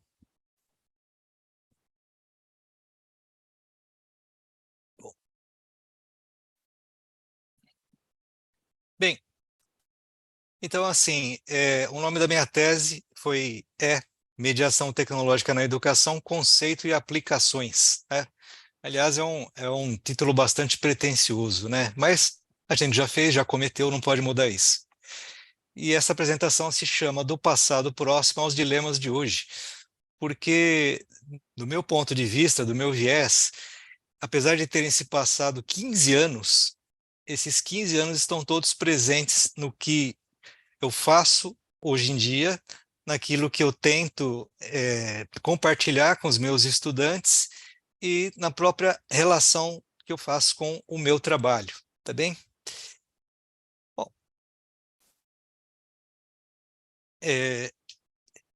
queria mostrar que a ideia da mediação tecnológica na educação, ela não desapareceu, ela não foi encerrada com a minha tese. E, na verdade, a gente tem hoje uma série de publicações que adotou essa terminologia. Eu próprio, hoje em dia, não usaria essa terminologia, pelo menos não no estado em que ela se coloca. Mas me parece que houve uma apropriação por meio dos educadores, dos professores, e ela se tornou uma categoria consistente. Então, ainda que eu não tenha sido o responsável por isso, eu fico feliz de saber que a expressão ela foi apropriada e, ao mesmo tempo, que ela hoje em dia se tornou mais do que nunca um objeto de discussão. Bom, isso aí é uma busca de resultados no Google, né? Eu não sei por que cargas d'água, a primeira coisa que aparece é a minha tese, né? Um total de 4.380 resultados. Eu vi vários dos outros resultados e eu me surpreendo, assim, primeiro com abordagens inovadoras que, inclusive, não citam o meu trabalho, né? Então, mais uma vez, me parece que a sociedade, principalmente a partir dos educadores, dos professores, se preferirem, que ela está tentando reconhecer, delimitar e entender esse fenômeno. Então, me parece que o objeto ele ainda é consistente. mas não sei se todo mundo entende do mesmo jeito. Eu só posso falar do jeito que eu consegui construir o conceito, né? Então, a minha visão pode ser uma visão que está datada, né, pelo tempo que se passou até a defesa da minha tese, mas ela traz no seu bojo considerações que ainda provocam reflexões. Bom, isso aqui é a capa da tese e aqui o core, do lado direito, né, o sumário do que eu considero ser a parte principal. E no meio, no centro de tudo, está a definição primeira do meu orientador, do onipresente Ismar de Oliveira Soares, né? É impossível falar de educomunicação, né? Se a gente falar uma, duas ou três vezes, ele acaba aparecendo, né? Como apareceu no vídeo do Maurício, né? Mas a primeira definição me parecia extremamente genérica, que ela está aí colocada na tela, né? Trata-se de uma área que vem ganhando grande exposição devido à rápida expansão dos sistemas de educação, tanto presencial quanto o à distância. Então, antes dos anos 2000, a internet era uma coisa que todo mundo queria acessar, queria compartilhar, da qual se queria desfrutar, mas pouquíssimas pessoas tinham a ideia exatamente do que era. Então, era uma necessidade que foi criada de uma coisa que a gente nem sabia direito do que se tratava. E o pior é que deu certo, né? Mas aí são objetos para a gente fazer análises sociológicas e antropológicas. Me parece que tem a ver com uma mudança de chave, né? Um key shift, né? Da nossa cultura. E ela aconteceu tão rápido que a gente não percebeu. Então, quem não é nativo digital, né, que é o meu caso e dos meus contemporâneos, se reconhece no que vê, quando opera no nível da tecnologia. E os mais jovens, que cresceram numa cultura onde a internet, a gente fala internet, mas é muito mais que isso, né? É uma espécie de infoesfera, né? Mídiasfera, o ecossistema digital e online, né? Cada um tem um nome diferente para isso, mas é aquilo que a gente sabe. É aquele outro mundo imersivo em que a gente já vive, né? Indissociável daquela realidade palpável e sensível que a gente acreditava, na qual a gente acreditava viver. Bem, então prossegue o Ismar. Sabemos que os recursos tecnológicos clássicos, como o rádio e a televisão, tiveram dificuldade de serem absorvidos pelo campo da educação. Então a gente vê aí a famosa dicotomia, essa palavra que foi mencionada aqui várias vezes, em que a tecnologia está em uma instância e a educação está em outra. E o trabalho do educador é aproximar um universo do outro. Era assim o nosso vislumbre sobre essa questão na virada do século. Por fim, diz Soares, o computador veio abalar essa dicotomia, pois possui em si mesmo os meios de produção de um pequeno produtor cultural, o aluno e o professor. Então, de que, né, um pequeno produtor cultural necessitam para o seu trabalho diário. Então, a ideia era de que o computador ia trazer, eu vou colocar aspas aí, tá bem, pessoal? Empoderamento para o educando e o educador, sem levar em conta que havia uma assimetria muito grande na relação pedagógica, assimetria de poder e assimetria de visão do mundo. E a gente percebe isso sempre que entra numa sala de aula, sempre que tomamos uma classe. Bem, então, do lado direito a gente pode ver que eu gastei muito tempo mesmo buscando em cada palavra do termo entender o que é mediação, entender o que é mediação tecnológica, recortar e entender como se opera a mediação tecnológica na educação, que o que me restou foi construir um modelo. Então, a contribuição da minha tese foi um modelo, uma modesta contribuição, a qual a gente chamou de modelo da orquestra, ou metáfora da orquestra, que, por sinal, existe já uma teoria comunicacional, na época eu não conhecia, que também usava a mesma metáfora, né, de organização de um conjunto, onde vários atores têm papéis determinados, que operam para que aconteça um evento ou um construto chamado concerto musical, né? É isso que fazem os músicos, né? Na qual o maestro ele tem o poder apenas de ser o mediador entre a música e os seus executantes e o público, né? Entre as várias instâncias. Então, baseado nessa metáfora, tem aí pelo menos 3 pequenas conclusões que talvez sejam o resultado mais palpável do que eu teria a oferecer para vocês, assim, do que eu posso resgatar dessa tese 15 anos após. A mediação como processo ativo, compartilhado e simultâneo. Então, a mediação não é uma coisa que acontece entre 2 elementos distintos. Essa é a nossa percepção mais imediata. Né? E imediato é uma palavra que vem também derivada da mediação. Ou seja, imediato quer dizer sem mediação. Ora, a mediação ela acontece agora.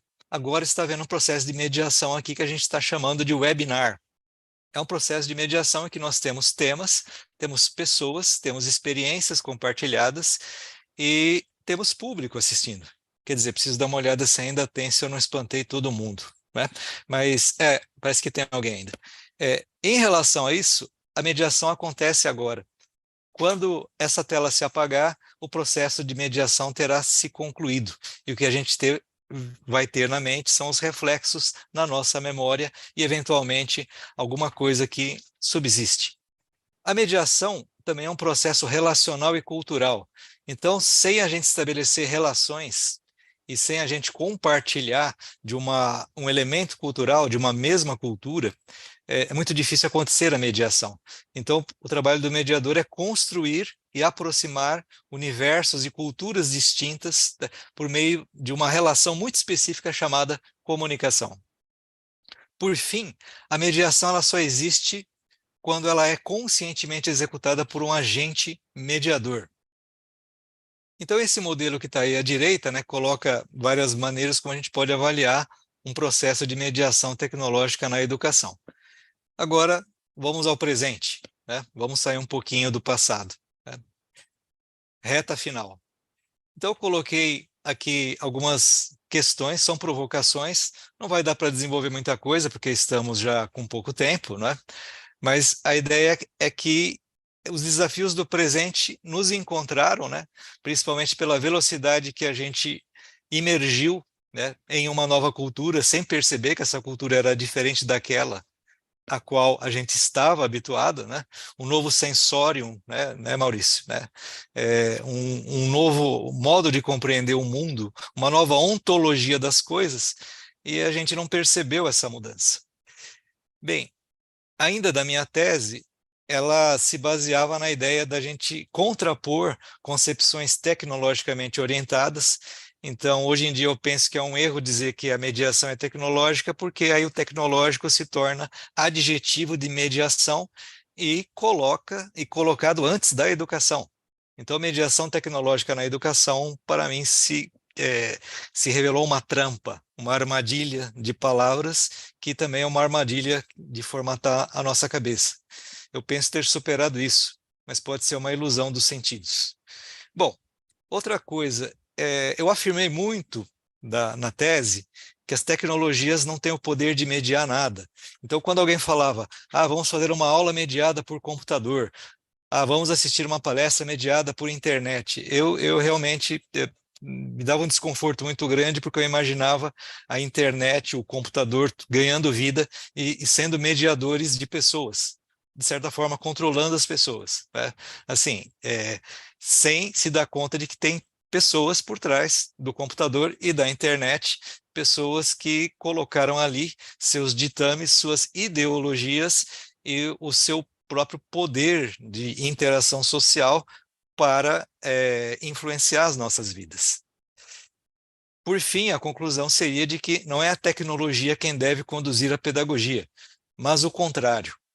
Parece óbvio, mas eu não sei o quanto a gente conseguiu realizar disso, da gente tirar a tecnologia como o elemento central da relação pedagógica. Não é? Sem tecnologia não tem relação pedagógica, ou então, dependendo da tecnologia que eu uso, muda totalmente o caráter da minha relação pedagógica. Como a gente superou essa dicotomia e passou a colocar assim, a ideia de que somos educadores e que a tecnologia deve estar a nosso serviço e a nossa consciência e responsabilidade quem faz o projeto pedagógico funcionar, independente da tecnologia envolvida. Problemáticas que surgiram depois. A ideia de haverem mediadores ocultos e coletivos. Eu sei que as Big Techs são grandes mediadoras, mas elas não aparecem porque elas oferecem a tecnologia de um jeito tão imediato, tão instantâneo, que a gente acha que sempre esteve lá. A gente naturaliza os processos tecnológicos e isso é uma outra trampa, uma outra armadilha. E estão aí as redes sociais digitais e seu poder de influenciar a realidade, como diria o marxista crítico Henri Lefebvre, na teoria das representações, não é por ser uma representação que ela é menos real do que o que a gente chama de realidade, já que as representações elas atuam na realidade e muitas vezes elas substituem a realidade. E o nome disso é ideologia. Por fim, hoje, se eu voltasse ao assunto da minha tese, né, longe disso, longe da minha vontade, mas eu não chamaria mais de mediação tecnológica na educação, mas de mediação educomunicativa, ponto. Porque para o educomunicador é disso que se trata. O educomunicador ele já vive, né, dentro, a mediação dele já opera dentro de instâncias que envolvem a tecnologia, a sociedade, as relações, a cultura, e ele consegue navegar nesse oceano turbulento. Consegue navegar e, eventualmente, consegue fazer isso junto com as outras pessoas. Né? Então, esse é o processo de mediação coletivo, colaborativo e participante que a educomunicação busca sempre e faz dela um diferencial em relação a outras linhas de abordagem muito próximas, como, por exemplo, Media Information Literacy, é uma abordagem muito próxima, assim como Media Education, assim como Media Literacy, literacia, competência digital, literácia comunicacional, mas a educomunicação tem realmente um olhar diferenciado. Por fim, eu diria que o nosso maior desafio hoje em dia é validar a ideia de que as tecnologias não medeiam, porque quando surge a inteligência artificial, quando nós alimentamos a máquina com nosso próprio repertório cultural, ao ponto de que a gente tem a ilusão de que a máquina cria, de que a máquina pensa. Isso é uma realidade que veio muito mais rápido do que a gente esperava, né? Saiu dos livros de ficção científica de uma maneira assim inesperada, de que talvez a gente esteja realmente hoje em dia no limiar de admitir que as tecnologias sim, elas podem executar uma mediação. Não é uma mediação humana, não é uma mediação social, mas ela pode incidir decisivamente e transformar a sociedade, mais uma vez, né, num conjunto de relações nas quais o humano não seja privilegiado. Bom,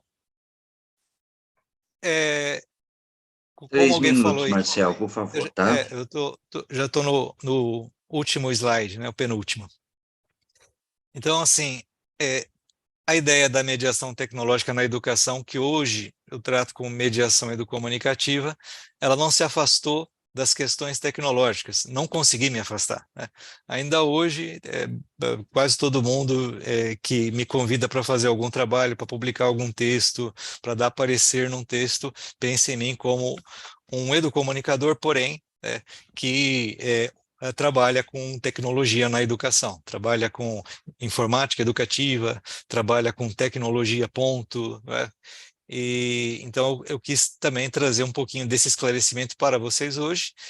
E, por sinal, vejo pontes de contato muito promissoras entre a abordagem 1000.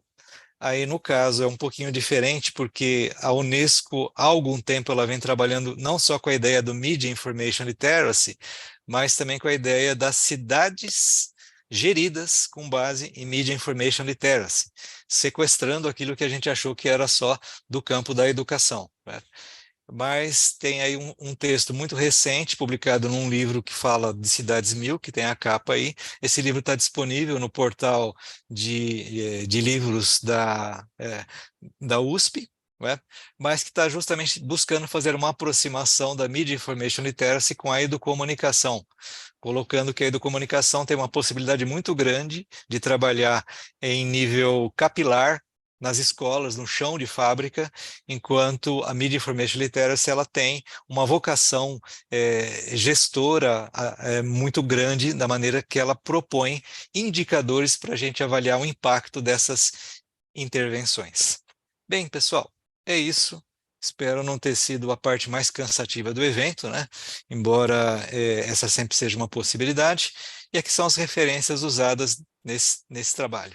Referências do passado e também do presente. E coloco aqui meu e-mail à disposição para quem quiser se aprofundar nessas questões, entender melhor ou se conectar com essa discussão, que é sempre atual e cada vez mais necessária.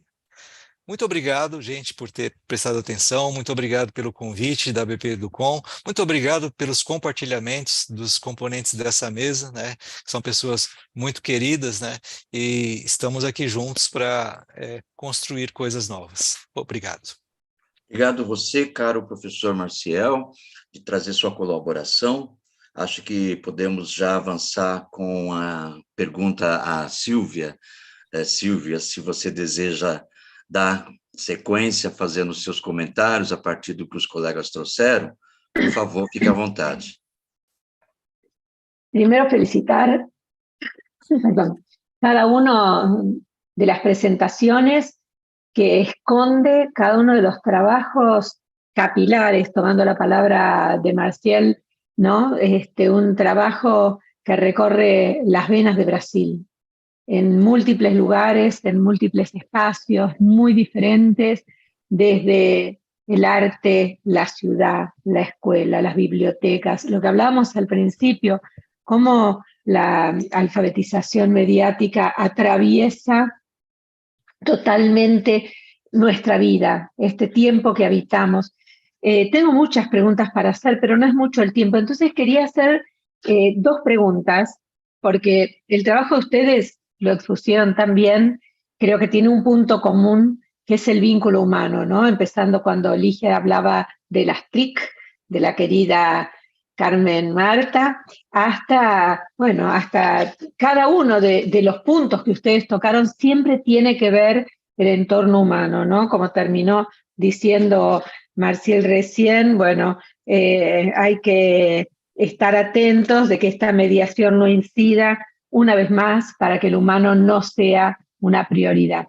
Y en ese sentido pienso, y el otro día hablaba con una persona, pero quiero escuchar sus opiniones acerca de la violencia, que es algo que también apareció mucho por aquí, el bullying, la violencia.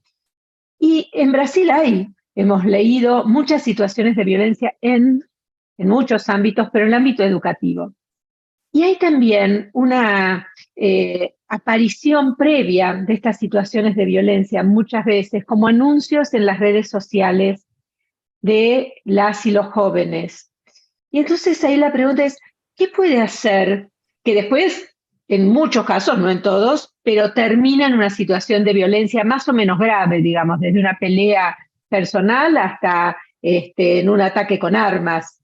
Entonces, ¿cómo se puede pensar desde la educomunicación caminos que permitan anticipar estas situaciones en un contexto, como fue nombrado aquí más de una vez, Mauricio lo trajo bien, estas situaciones de cultura del odio, ¿no? ¿Cómo revertir esto a través de la educomunicación, sabiendo que tenemos claves antes, pistas antes para poder hacerlo, pero claro, no podemos ver todo, ¿no? ¿O sí?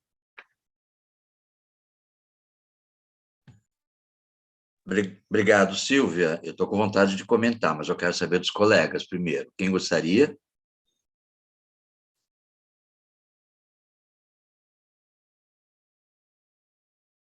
Vocês me ouviram? Alguém gostaria de comentar? Eu só lembro que nós estivemos em julho, em Brasília, a convite do Ministério aqui da Educação, justamente para participar de um fato, uma cerimônia que houve, né, com relação a justamente uma política pública de enfrentamento da violência nas escolas no Brasil, onde, então, tem a educomunicação indicada como uma prática que favorece esse enfrentamento, né, que fortalece esse enfrentamento dessas violências múltiplas que acontecem, infelizmente, no espaço escolar. Então, isso é um indicativo de que realmente a educomunicação pode prestar esse serviço, mas é como a Silvia fez a pergunta, né? Como? De que jeito? Que a educomunicação pode, então, ajudar, vamos dizer assim, nesse enfrentamento de violência nas escolas ou entre jovens. Alguém gostaria de contribuir? Bom, se eu posso falar alguma coisa, talvez eu vá repetir com palavras muito parecidas com o que eu usei agora há pouco, mas eu vejo uma grande complementaridade entre as abordagens do Media Information Literacy e da educomunicação para resolver problemas práticos. E não é porque uma é uma instância de reflexão e outra é instância de prática, ambas são instâncias de praxis, onde são indissociáveis a prática da teoria. Essa é uma das bases, né?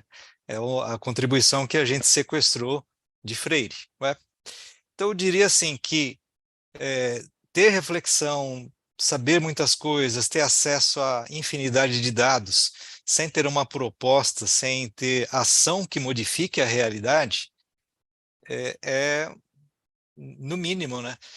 No mínimo a garantia de que nada vai mudar na face da Terra. Vamos continuar com uma sociedade desigual, vão acabar havendo conflitos desnecessários, perdas de vida, e a qualidade geral da vida humana ela vai ser degradada, né? O planeta, né? A gente já vive isso de certa forma.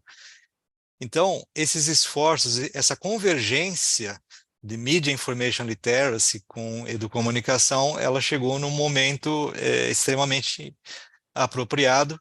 Esperamos que não seja muito tarde para a gente poder realmente transformar a realidade. Por outro lado, né, ação sem reflexão, ela leva a resultados inesperados e provavelmente ineficazes. Então, é assim que eu vejo praxis distintas, de origens distintas, historicamente construídas, mas complementares que estão num momento de alinhamento e aproximação. É isso.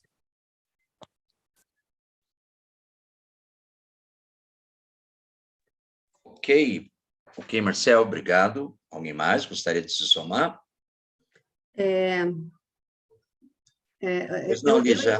Eu imagino o seguinte, né? Quando a gente fala do cerne, o coração da educomunicação, que é uma postura de acolhimento, de escuta, um espaço para o diálogo, a transformação do ambiente mesmo nas escolas, ela poderia proporcionar, quando você tem esse sinal de que tem algo que não está bem, ou que você desconfia, né?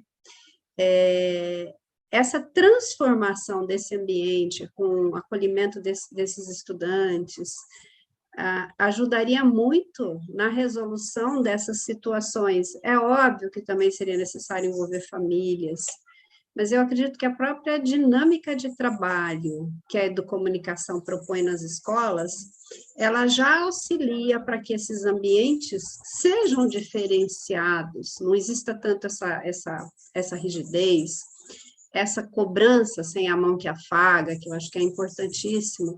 E eu vejo que a educomunicação, ela tem potencial para isso, se implantada de uma forma, assim, disciplinada, com crianças desde pequeno, né, acolhendo essas crianças desde pequeno nesse ambiente escolar.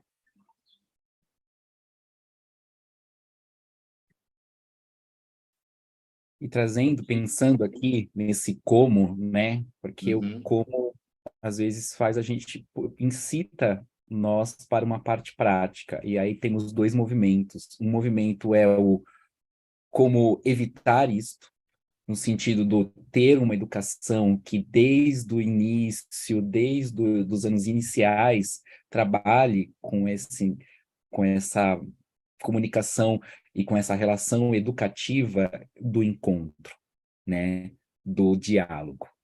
Isso é um processo, só que a gente sabe que isso não acontece. A escola, ela está diretamente relacionada com a sociedade.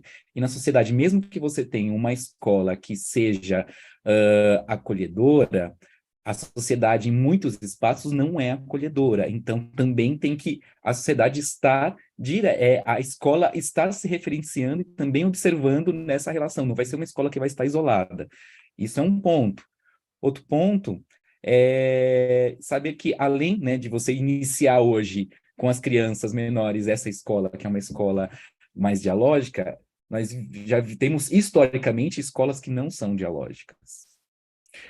E como é que se dá? Porque é o que está acontecendo hoje, muitas escolas que não têm diálogo, onde você... E não estou falando nem diálogo de professores e professoras que não são sensíveis aos problemas, mas a própria sociedade, os próprios estudantes, às vezes, não dialogam, porque vivemos em uma sociedade que é preconceituosa, que é machista, que é racista, né, que tem preconceito na questão religiosa e N questões, LGBT-fóbica, entre outras coisas. Preconceito por questão social, da origem que você tem, então preconceito por migração, se a pessoa é de um estado, é de uma cidade, vai para outra, isso também existe um preconceito, é de um outro país, né? A gente tem muitos movimentos migratórios e imigratórios no Brasil. Então, eu acho que tem esse movimento, primeiro entender quais são os espaços que nós estamos, né? E os espaços que estão acontecendo essa situação de violência. É o espaço da própria escola? É o espaço da escola e entorno? É o espaço online? Porque também, às vezes, não acontece um estudante no espaço presencial, ele não é violento. Mas no online ele é violento. Então, como é que a escola também vai estar conectada a essas virtualidades, essas redes sociais, esses espaços digitais, porque hoje em dia a gente não pode mais separar isso. Então, qual é o espaço, né? Qual é o ambiente que a violência está acontecendo? Pensar também qual é o motivo disto. É uma violência que é racial? É uma violência que é por conta da religião? É por conta da origem dessa pessoa? É por conta do gênero dessa pessoa? E aí também identificar porque aí a gente desenvolve essas estratégias. Uma solução para todos os casos a gente não vai ter, né? Quando a gente pensa esse caminho da arte, né, da arte arte nas escolas como estratégia de comunicação, a gente está pensando valorizar a diversidade das expressões, a diversidade dos jeitos de existir, as diversidades, construções de saberes que a arte traz. Isso envolve religião, isso envolve a condição social, isso envolve a origem da pessoa, isso envolve o jeito da pessoa existir no mundo. A arte traz tudo isso. Mas, não sendo pela arte, a gente também tem diversos caminhos. Então, a gente tem que saber qual é o ambiente que isso está acontecendo, qual é o motivo. A partir daí, para poder trabalhar nesses espaços dialógicos que a gente tem. Uma resposta única é impossível, mas sim, vai ser promovendo o diálogo, vai ser melhorando o ecossistema comunicativo, vai ser tendo uma comunidade que vai estar atenta tanto no presencial quanto no digital, no online. Até o termo que o pessoal tem utilizado hoje, que é o phygital, né? Que é PHY-digital, phygital, que é essa conexão entre o digital e o presencial e o físico, que é o que as escolas estão vivendo hoje, né? Nessa relação. Então, se nós tivermos uma comunidade educativa que está atrelada em rede, tanto no presencial físico quanto no virtual, esses sinais vão chegar aos professores, aos educadores, aos coordenadores. E quando esses sinais chegam, não ignorar os sinais. Não ignorar os sinais de um sofrimento, não ignorar os sinais de um preconceito, não ignorar os sinais de uma violência que foi semeada e que está só iniciando. quando recebe esse sinal, vamos trabalhar em cima dele, vamos já ligar o alerta para que esse assunto seja trabalhado de forma séria. Isso está acontecendo hoje, a gente está acompanhando hoje, nós temos que estar muito sensíveis a isso, e para poder identificar esses sinais e trabalhar esses sinais de forma contextualizada, precisamos sim ter uma rede essa comunidade educativa muito bem estabelecida. E para isso, melhores ecossistemas comunicativos. E para isso, trabalhamos a partir da comunicação. Muito bem. Obrigado, Lígia. Obrigado, Maurício. Passo a Sílvia. O que você achou, Sílvia? Quer complementar ou fazer outra pergunta? Es tan interesante porque, como decía, lo que dijeron ya dijeron y son descripciones apasionantes, pero este es un tema muy actual que tenemos que pensar. Todas las miradas me parece que suman y construyen. Decía antes Marcial que es un tiempo de alineamiento y aproximación, ¿no? Bueno, como estas cuestiones. Y ahí tengo una última pregunta para después ya cerrar, y es, ¿cuáles son las preguntas que ustedes están formulando hoy en relación con la educomunicación y la inteligencia artificial generativa? No experiencias, sino cuáles son la pregunta que cada uno se formula. Una, o el temor, o la expectativa, la esperanza. Alguém se arrisca a responder essa pergunta difícil? É difícil mesmo, porque não é uma pergunta, são tantas perguntas, mas eu sempre me pego pensando assim, né, com o olhar que a gente tem, esse olhar do comunicativo, a gente sempre olha com o olhar da esperança. Então, a esperança que essa inteligência artificial venha a somar nas nossas relações, na construção do conhecimento. Enfim, eu confesso assim que eu preciso me aprofundar mais sobre isso, mas realmente eu me pego cada dia me perguntando qual é a pergunta correta. Espero que meus colegas já tenham refletido um pouco mais aprofundadamente. Eu acompanhando as redes sociais da Sílvia, eu adorei o evento que você compartilhou, que é o AI. Deveria ser lá a inteligência artificial uma dolor de cabeça, e eu achei maravilhoso, ai, porque essa expressão, ai, né? Deveria ser uma dor de cabeça. Acho que não é necessariamente uma pergunta ou um receio, é uma constatação que nós já estamos, né, imersos e imersas na inteligência artificial com diversas camadas. Então, é um pouco entender como esse movimento, essa tecnologia, ou essa noção de construção de saberes, ou qualquer outra coisa que a gente possa categorizar como inteligência artificial nesse momento, pode nos ajudar a tornar mais humanos. Para mim, é esse caminho, né? Já que a inteligência artificial já está, como ela pode nos ajudar a tornar mais humanos? E isto é uma perspectiva muito da esperança, como a Lígia trouxe aqui. Embora existam muitos outros movimentos e interesses por trás da inteligência artificial que são capitalistas, que colocam todo numa situação mais opressora ainda, né? Então, eu acho que tem um alerta em relação a esse desenvolvimento que pode ser mais opressor, e também uma esperança no sentido de como ela pode nos ajudar a tornar mais humanos, né? Eu acho que tem esse movimento, porque, no fundo, entra numa mesma pergunta que a gente pode voltar décadas atrás, pensando, a televisão é ruim para a educação, a televisão vai nos tornar, vai nos manipular, o cinema vai nos manipular, o rádio vai nos manipular, e por aí vai. É mais uma tecnologia, é mais uma coisa que nós, pessoas humanas, desenvolvemos. Como vamos lidar com isso? Não sabemos. Então, por isso que eu tenho esses dois lados. Um é ficar atento com usos que podem nos tornar menos humanos e mais opressivos, e ter uma esperança da inteligência artificial, né, a gente poder, a partir da inteligência artificial, desenvolver estratégias para nos tornarmos mais humanos e garantir mais direitos. O que isso vai, como vai ser e como a gente vai desenvolver essas estratégias, eu não sei. E daqui a alguns anos vamos saber o que aconteceu, mas é importante estarmos atentos e fortes, como diria a Uhum. música cantada por Gal. É verdade, atentos e fortes. Boa lembrança. Eu ouvi a voz da Gal Costa agora cantando, quando você falou. Bom, é isso, Maurício. Gostei da sua colocação também, porque assim, a educomunicação ela tem realmente esse compromisso com a problematização a ser feita sobre tudo o que acontece. E aí, de novo, a gente lembra Paulo Freire. Então, frente a uma pergunta difícil como a Silvia traz, né?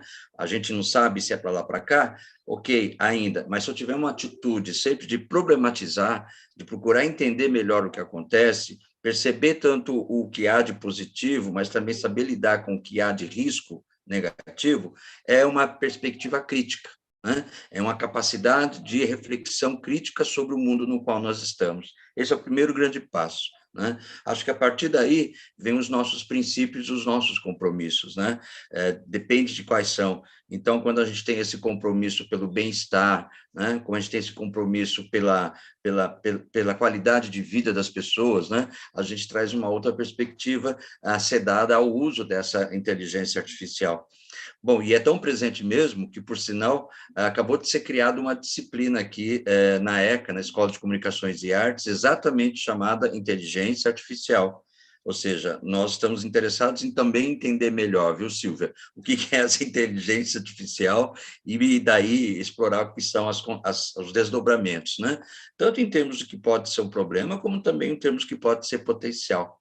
Eu acho que a educomunicação, ela enxerga sempre primeiro a questão humana, né, como o Maurício destacou, e a questão humana de grupo, né, de relações, né, de pessoas e grupos, e não apenas uma questão, vamos dizer assim, de domínio de um código, de uma ferramenta, para satisfazer interesses particulares, pessoais, privados, né? É o compromisso com o social, com o cívico, né? Eu quero lembrar Edgar Morin, né? Ele já vinha também já há um bom tempo dizendo o quanto que isso seria uma questão crucial, né? nesse nosso mundo contemporâneo, esse tipo de conhecimento, esse tipo de consciência cívica, né? E essa postura sempre de problematizar e colaborar para soluções, né? Como, por exemplo, a desigualdade social, a fome, né? Ou seja, vai para muitas outras camadas, como o Marcel lembrou, que não só o domínio, né, dos recursos tecnológicos, né? São questões de princípios mesmo humanitários.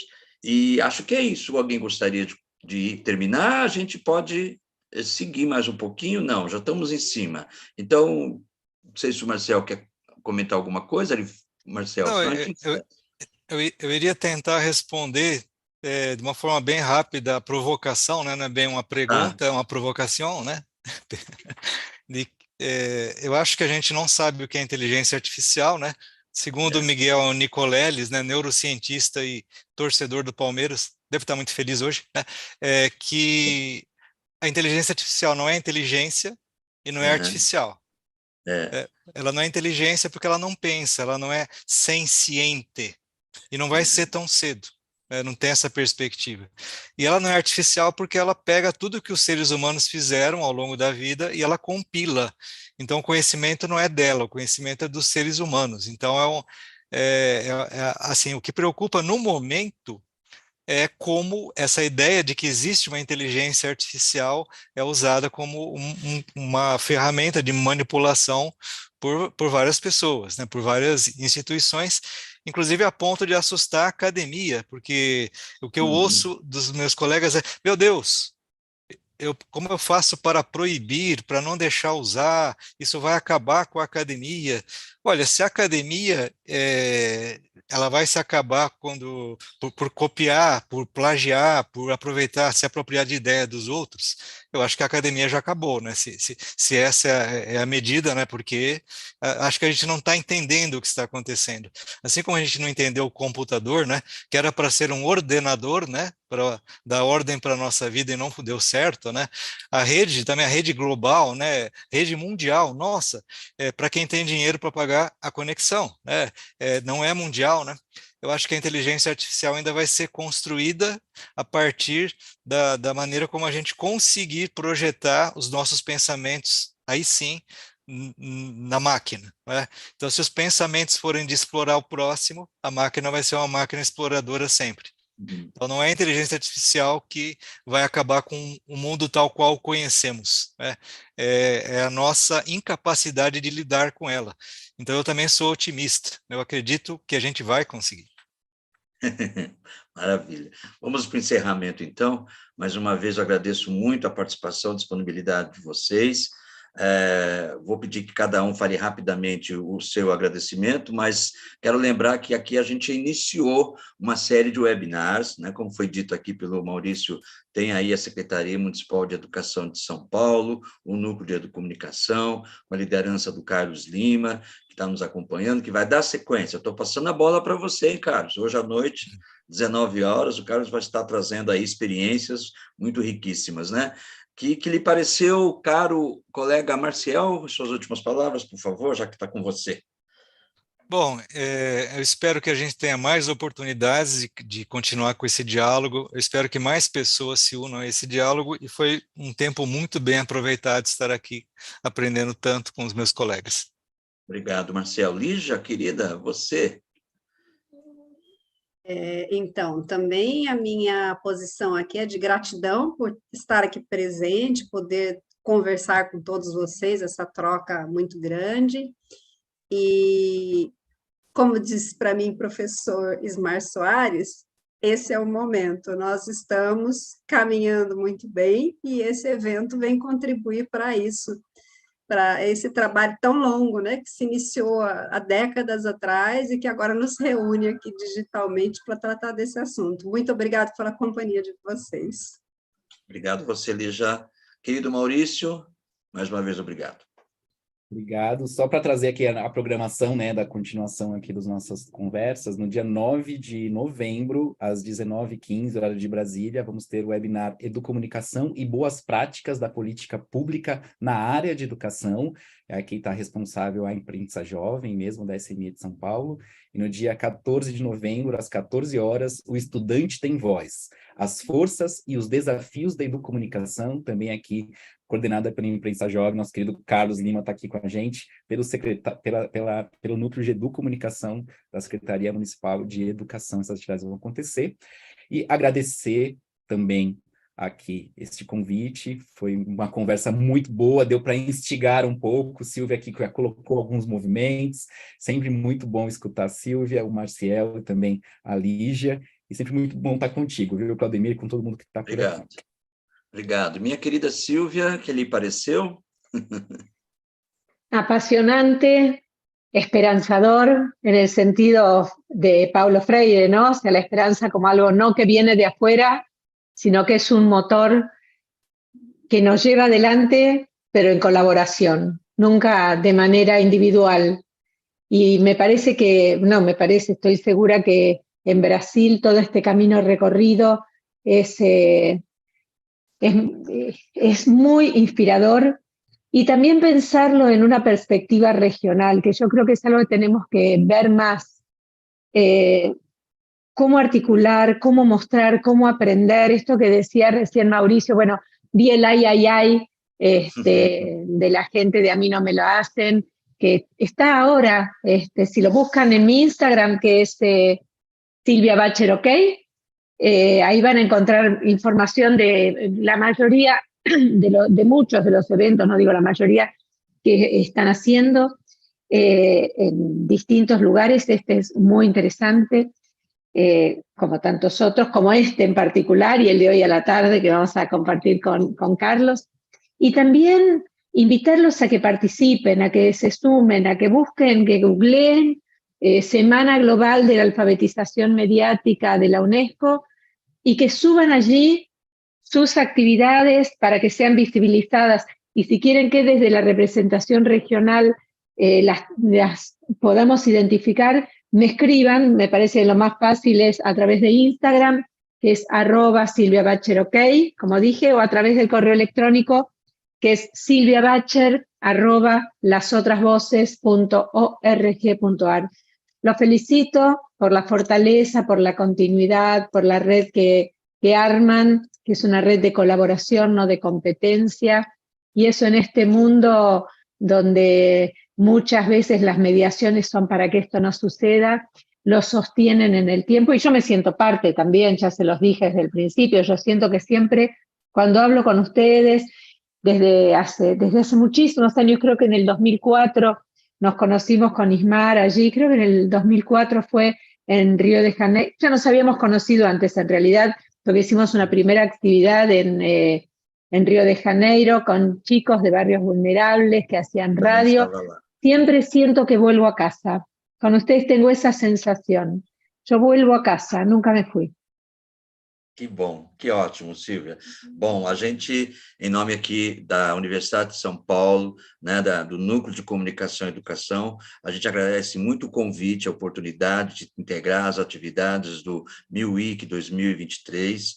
Agradecemos também a parceria com a Secretaria Municipal de Educação de São Paulo, muito importante, para que a gente pudesse ter, então, esse ciclo de webinars. E agradeço também o apoio do Labidecom, que é o Laboratório de Inovação e Desenvolvimento de Projetos de Educomunicação, aqui da Escola de Comunicações e Artes, que nos ofereceu aqui essa ferramenta, né?